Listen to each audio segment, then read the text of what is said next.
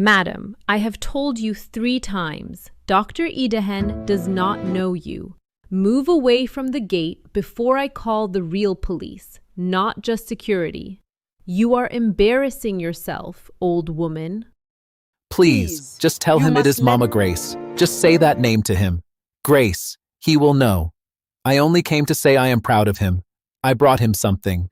Look, it is the Moin-Moin he used to love. I woke at 4 to make it. Dr. Idehen eats at the finest tables in Benin City. He does not want your roadside food. Now go.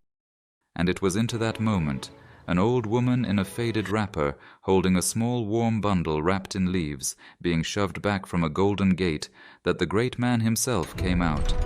Dr. Nosakhare Idehen, in a white agbada that cost Grace. more than the nurse in front of him had earned in a year. He looked at her, and she looked at him, and her whole tired face lit up like a lamp, because there he was, her boy, grown, magnificent, everything she had prayed he would become. Nosa, She whispered, my son, look at you.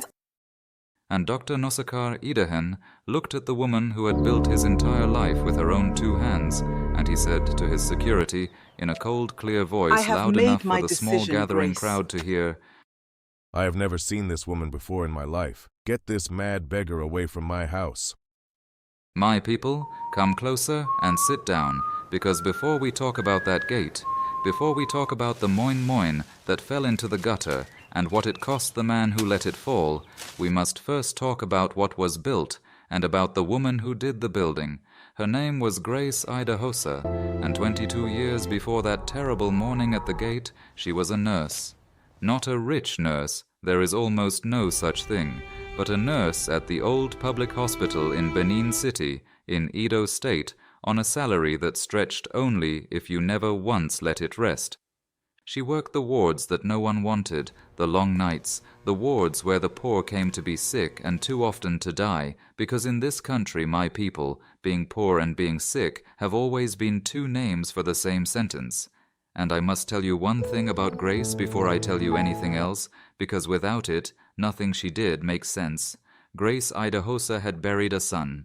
His name had been Osaro. He had been 11 years old, bright as morning, and he had died of an illness that money Grace did not have, could have cured.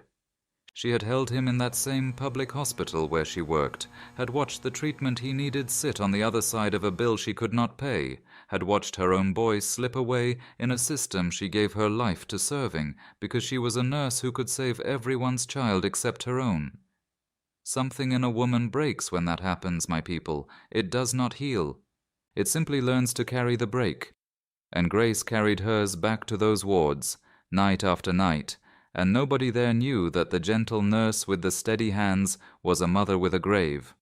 So when 4 years after she buried Osaro, a destitute young man was carried into her ward, an orphan 16 years old, brilliant, they said, top of his class before poverty threw him out of school, now burning with an infection and a shame worse than the fever, because he had no one, no family, no money, and the hospital was preparing, as hospitals prepared for the poor, to do the minimum and let him go. Something happened in Grace's broken chest that she could not have explained to you. She looked at that skinny, feverish, frightened boy, and she saw Osaro, not his face, his age, his brightness, the particular way the world was about to throw him away for the crime of being poor and sick at the same time. And the love she had nowhere left to put, the whole ocean of it, dammed up behind a small grave, found at last somewhere to go. His name was Nosakhare, Nosa. Grace paid for his treatment out of her own pocket, the pocket that was already empty, so it was not really the pocket, it was the flesh, it was the going without. And when he recovered, she did not stop, the way a lesser love would have stopped, satisfied, because she had seen his mind. In his fever he had corrected a medical student's arithmetic, 16, half dead, an orphan, and his mind was a lamp somebody needed to keep lit. And Grace decided quietly, in the way that changes a whole life without any announcement, that she would be the one to keep it lit. If you have ever poured love into someone not because they had earned it, but because you had it and nowhere else to put it, type somewhere to put it in the comments, because that is the purest and most dangerous kind of love there is, and Grace was about to spend 12 years of her life proving both halves of that sentence. 12 years, my people. Understand what that means before we go on, because the man at the gate wanted the whole world to forget it, and I will not let you forget it in the next 30 minutes the way he tried to forget it in 20 years. Grace put Nosakhare Idehen back into school on her nurse's salary. She paid his fees. She bought his books. She took extra shifts, nights on top of days, holidays, the shifts that wore her body down a decade before its time, so that a boy who was not her son could sit in a classroom instead of a gutter.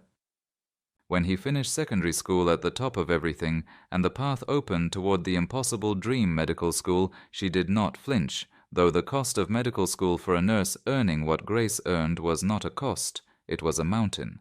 She sold things. She moved to a smaller room. She ate, some months, the way the poor eat, which is to say she ate the idea of food and gave the real food to the boy who needed his strength for his studies. She made him Moin-Moin on Sunday nights, the bean pudding wrapped in leaves, because it was cheap and filling, and it was the one small feast she could still afford to give, and he loved it, and for years that little warm bundle was the taste of being cared for by the only person in the world who cared. She asked him for nothing. Understand that, my people, because it is the hinge of everything. She never made him sign a paper. She never called it a loan. When he tried, once, as a grateful young student, to promise he would pay her back every kobo when he became a big doctor, she hushed him and said the words she believed with her whole broken heart. You do not owe me money, Nosa. You are not a debt. You are my son. A son does not repay his mother. A son only becomes something good and lets her be proud. That is the only payment I will ever want from you. Just let me one day be proud. Just let me one day be proud.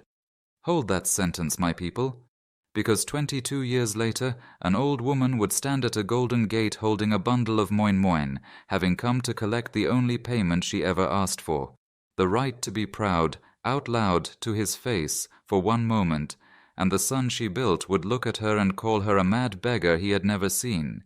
He became a doctor, then he became a surgeon, then he became, God help us all, a great man. Dr. Nosakhare Idehen, one of the finest surgeons in the south of the country, hands that saved the lives of the rich and the powerful, a mansion behind a golden gate in the good part of Benin City, a beautiful wife named Ivy, from a family so powerful that marrying into it was itself a kind of coronation. And a story. My people, he had a story. Because a great man in this country needs a story, and Dr. Nosakhare Idehen had built himself a magnificent one, and told it at every gala, in every interview, from every podium where they honored him. I am a self-made man. I came from nothing, nothing at all, an orphan, with no one, and I lifted myself out of the gutter by my own genius and my own grit, and I owe my success to no one but God and my own 2 hands. No one. His own 2 hands.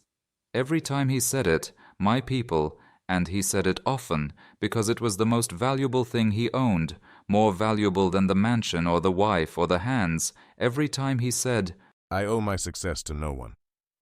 A nurse in a small rented room across the city, growing old and growing poor, heard it, or heard of it, and said nothing. Because Grace had never wanted credit. She had wanted him to be something good, and he was something good. So she let the lie live, and told herself it did not matter that the whole story had a hole in it exactly her size, because what mattered was that her boy had made it, that the love she poured out of a broken place had grown into a man who saved lives. She did not need her name in his story, she only needed the story to be true. But here is the thing about a lie, my people, even a lie you are willing to forgive. A lie needs the truth to stay hidden, and Grace Idahosa, growing old and sick and poor in her small room, was the truth, alive, breathing, in the same city, and a man whose entire glittering life is built on the story that he came from nothing cannot afford, can never, ever afford, for the person who is proof that he came from somewhere to walk up to his gate in front of the wrong people. And that, my people, is the real reason for what happened at the gate. It was not simple shame, though shame was in it. It was fear. Because on the very week Grace, old and unwell, finally decided to go and see her boy, not to ask him for 1 naira, understand, but simply because she had heard the wonderful news and her mother's heart could not stay away. On that very week, Dr. Nosakhare Idehen was 72 hours away from the crowning honor of his entire life. The state was about to name him Chief Medical Director of the great teaching hospital, and more than the post, because the post was only power, there was to be a grand ceremony, televised, attended by the governor, the press, the whole glittering society of Benin City, at which Dr. Nosakhare Idehen would be given a national award created, my people, for this exact and terrible irony, an award for the self-made man, a medal for the son of nobody who rose by his own hands.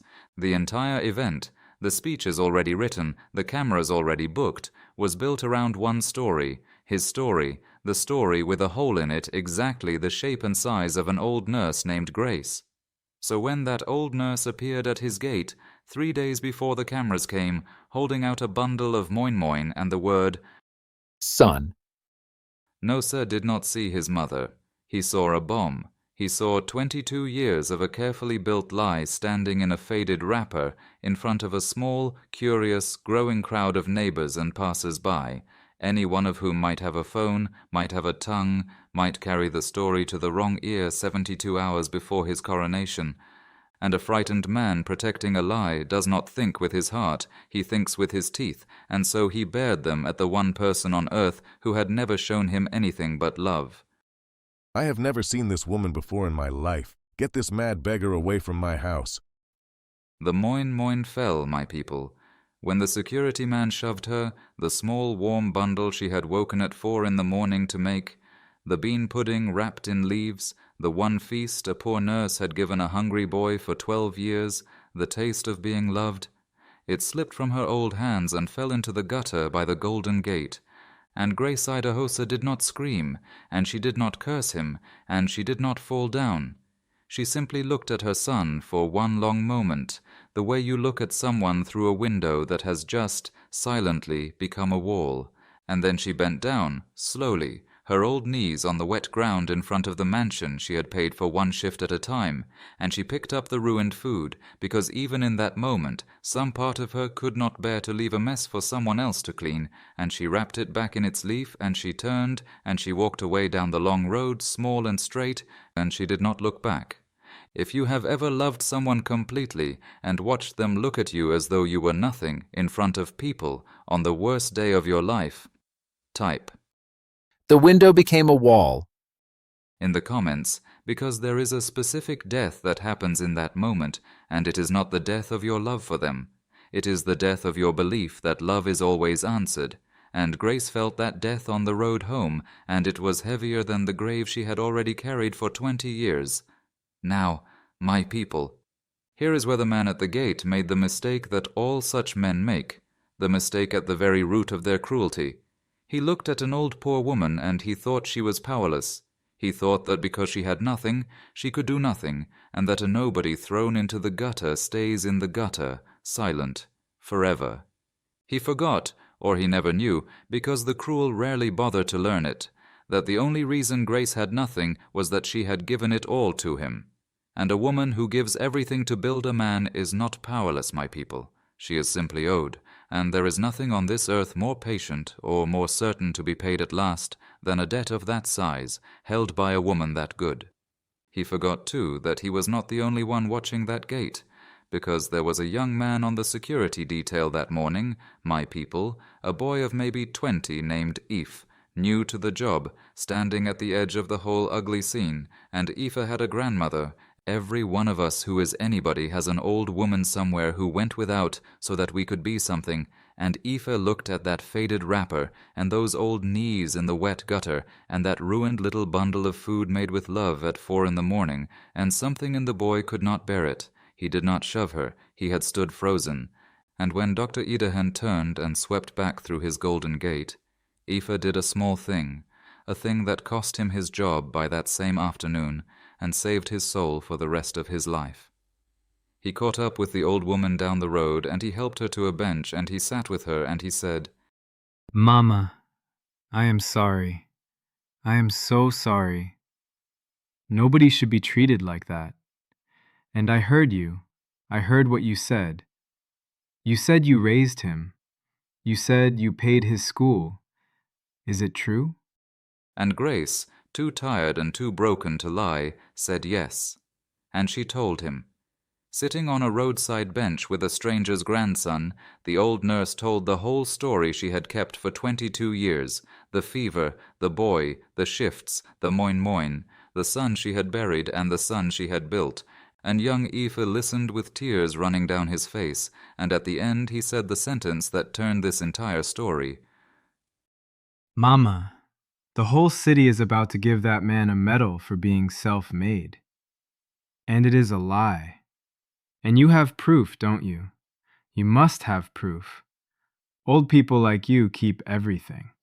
Old people like you keep everything. My people, she did. Not as a weapon. I want you to understand that, because it is the whole difference between Grace and the man who wronged her. She had not kept those things to one day destroy him. She had kept them the way a mother keeps things, in a small tin box under her bed, wrapped in a cloth. Grace Idahosa had every report card of a brilliant orphan boy, every fee receipt, 12 years of them, in her own careful nurse's handwriting. A photograph, cracked and precious, of a skinny 16-year-old in a hospital bed and a young nurse standing beside him with her hand on his shoulder. And the letters. Oh, my people, the letters. Because for years from boarding school and then from medical school, Nosakhare had written to the only mother he had, and he had signed those letters. I've seen this kind of thing before, and it never fails to break me. He had signed them. Your loving son, Nosa. Thank you, Mama, for the fees. I will make you proud. One day, Mama, the whole world will know your name. In his own hand. The whole world will know your name. She had kept it all. Not to attack, to remember, because it was all she had left of the second son she had raised. The box was, to her, what the grave was to Osaro, a place where love that had nowhere else to go could rest. She had never once imagined using it, and now a weeping boy on a bench was telling her that the box was not a grave at all. It was a key. Grace sat with that for a long time, my people, because a good woman does not reach for a weapon easily, even a weapon of pure truth, even against someone who has earned it. She thought about the ceremony. She thought about the medal for the self-made man. And I will tell you honestly what finally moved her, because it was not revenge. Grace never once wanted revenge. And if this were a story about revenge, I would not be telling it to you tonight. What moved her was something cleaner and harder. It was that the lie itself was a poison. That a whole city was about to be taught on television with a medal, that a man rises by himself, that he owes no one, that the hands that lifted him can be thrown in a gutter and denied, and that this lie, crowned and celebrated, would go on to teach 10,000 young men that this is how you treat the people who build you. Grace did not want to punish Nosa. She wanted to stop the lie from being crowned. There is a great difference, my people, and it is the difference between bitterness and justice. And Grace, even now, even with gutter water still on her wrapper, chose justice. So she let the truth out. Quietly, with dignity. In the way that could not be dismissed as a mad beggar's raving, because that, of course, was the story Nosa had already planted, and a lesser reaction would only have proved it. Young Aoife knew a girl who worked at one of the Benin city newspapers, and Grace's oldest friend, a retired matron named Comfort, who had worked those same wards 2 decades ago and remembered every day of it, came forward to swear that every word was true, that she had watched Nurse Grace go without shoes so a boy named Nosakhare could have books. And the tin box was opened, and the photographs and the receipts and the letters signed, Your loving son, Nosa, were laid gently in front of the one journalist honest enough to understand that she was not holding a scandal. She was holding a reckoning. The story broke the morning of the ceremony. My people, I want you to imagine the timing, because life, when it finally squares an account, has a sense of theater that no storyteller could improve. The hall was decorated. The governor was on his way. The cameras were warming up to broadcast, live, the crowning of the self-made man, and across the screens of Benin City and then of the whole country spread another set of images entirely, a cracked photograph of a skinny orphan boy and a young nurse with her hand on his shoulder, 12 years of fee receipts in a careful hand, and a letter in Dr. Nosakhare Idehen's own writing to Mama, signed, your loving son Nosa. promising that one day the whole world would know her name. Beside all of it, filmed on a neighbor's phone that Nosa had been so afraid of, the footage of that same woman being shoved from his gate 3 days earlier, while he said, cold as steel, I have never seen this woman before in my life. "You cannot survive that, my people. There is no public relations man alive, no lawyer, no amount of money that can put a man back together after the whole nation has watched him deny, on video, the mother who built him, while holding in his own handwriting the letter that proves it. The medal for the self-made man was quietly, hastily withdrawn. You cannot give such a prize to a man whose entire claim to it has just been revealed as a nurse's tin box. The appointment as chief medical director evaporated between breakfast and lunch. The state could not survive the photograph either. And Ivy's family, that great and powerful family whose coronation his marriage had been, recoiled from him the way the proud always recoil, not from cruelty itself, but from cruelty that has become embarrassing, for they had married their daughter to a self-made hero, and woke to find they had married her to the most infamous ingrate in the south of the country. He was not sent to prison, my people. He had broken a law older and deeper than the ones with cells, and that law carries a different sentence. Dr. Nosakhare Idehen became, from that morning forward, in every hospital and every gala and every drawing-room in Benin City, the man who threw his own mother in the gutter, the surgeon whose hands saved the rich, but who could not bear the sight of the poor nurse whose hands had saved his. His name, which he had polished for 20 years into a story of triumph, became overnight a byword for the ugliest thing a person can be, the one who kicks away the ladder and then spits on the shoulders he stood on. Some punishments, my people, need no judge and no jail. He served his in the eyes of every single person who would ever again hear the name Idehen and remember, first, the Moin-Moin in the gutter.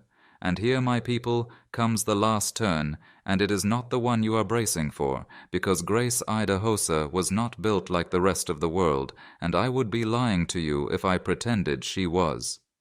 When it had all fallen, the medal, the post, the marriage, the myth, Nosakhare came to her. Not to the gate this time, there was no gate any more, and no security and no crowd to perform for. He came one grey evening, alone, on foot, a broken man in a suit that no longer meant anything, and he stood in the doorway of Grace's small rented room, the room a lifetime of giving him everything had left her in. And he did not make a speech. He simply looked at the old woman he had denied, and his face came apart, and he went down onto his knees on her bare floor, the same knees that had never once bent to thank her, and he wept, and he said the only true thing he had said in 20 years. Mama, I'm so sorry. I threw you away to protect a lie about myself. And the lie was that I did it alone. And the truth is you did all of it. And I knew, I always knew. And I denied you at my gate. There is no forgiveness for what I did. I did not come for forgiveness. I only came because I could not let you die one day, thinking I did not know exactly what you were. And Grace Idahosa looked at the ruined man weeping on her floor. And my people, I have thought about what she did for a long time, and I am still not sure I am wise enough to fully understand it, but I will tell it to you plainly, and let you sit with it as I have. She reached down, and she put her old hand on his head, the way she had put her hand on his shoulder in a hospital bed 40 pounds, and a lifetime ago, and she said, I forgive you, Nosa. not because he had earned it. He had not, and she knew it. Not to restore him. She did not tell him to rise, or that it was all right, or that he could come back because it was not all right, and he could not come back, and the world's judgment on him was just, and she did not lift one finger to lighten it. She forgave him, my people, for one reason and one reason only. because she was his mother in every way that the word means anything, and she had buried one son already, and she would not also let bitterness bury the second one inside her own heart while she was still alive to love. Her forgiveness was not a gift to him. It was a refusal to let what he did to her turn her into something smaller than she was. I forgive you, She said, because I cannot carry hatred at my age, and I will not spend my last years being poisoned by a boy I once fed with my own hands. Now go, Nosa. Go and live with what you did. That is yours to carry, not mine. I have carried enough. That, my people, is the difference between forgiveness and restoration, and almost no one understands it, so let me say it slowly. Forgiveness is something you do for yourself, to set down a weight that is burning your own hands. Restoration is something the other person must earn and sometimes can never earn. Grace forgave Nosa completely, and she let the consequences of what he had done stand, every one of them, untouched. She released the poison from her own blood. She did not release him from his account with the world. Those are two different acts, my people, and the wisdom to do the first without confusing it for the second is one of the rarest things I have ever seen in a human being. Grace had it. She had bought it, I think, at the price of one buried son and one betrayed one, and it had cost her more than any of us will ever pay. Let me tell you how it settled, because these things must settle. Young Ife, the security guard who lost his job that same afternoon for the crime of sitting on a bench with an old woman, Grace did not forget him, and more than that, the country did not forget him, for the whole story of how the truth came out ran through that weeping boy on the bench. When people learned that a 20-year-old had thrown away his only job rather than walk past an old woman in a gutter, doors opened for Ife that would never have opened otherwise, and the last I heard, that boy was in school himself, studying, because a nation that had just watched the worst of what a person can be was hungry to reward the best of it, and Ife was the best of it. And Matron Comfort, the old friend who came forward to swear to the truth when swearing to it could bring her nothing, Grace and Comfort, two retired nurses who had gone without their whole lives, at last grew old together in comfort, because when the story spread, this country which can be so cruel remembered for one shining season that it can also be kind, and it did not let the nurse who built a surgeon and got a gutter for her thanks spend one more day in want. But the thing Grace did with the last chapter of her life, my people, that is the part I want you to carry home. She did not keep what came to her. She had never in her life been able to keep anything. It was not in her.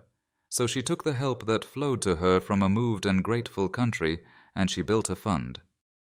A small, quiet fund, in the name of a boy called Osaro, for brilliant children thrown out of school by poverty, to pay their fees, buy their books, keep their lamps lit, exactly, precisely, the thing she had once done for one orphan in a hospital bed. Because Grace Idahosa had learned, at a cost you and I can barely imagine, that the answer to a love betrayed is not to stop loving, it is to love again, wider, where it cannot be thrown in a gutter, where it goes not to one boy who might deny you, but to 100 children who will carry it forward long after you are gone. She lost one son to death and one to money. And she answered both graves the only way she knew, by becoming a mother to children who had no one, the way she had once, out of a broken place, become a mother to him. They say that in her last years, on Sunday evenings, the old nurse still made Moin-Moin, a great deal of it now, and carried it herself to the hostels and the poor schools where her fund's children lived, and fed them with her own hands, and sat with them while they ate so that not one of them would ever have to eat alone. The taste of being loved, my people. She had given it to one boy who let it fall in a gutter, and she spent the end of her life making sure 100 more would carry that taste in their mouths for the rest of their days, and pass it on.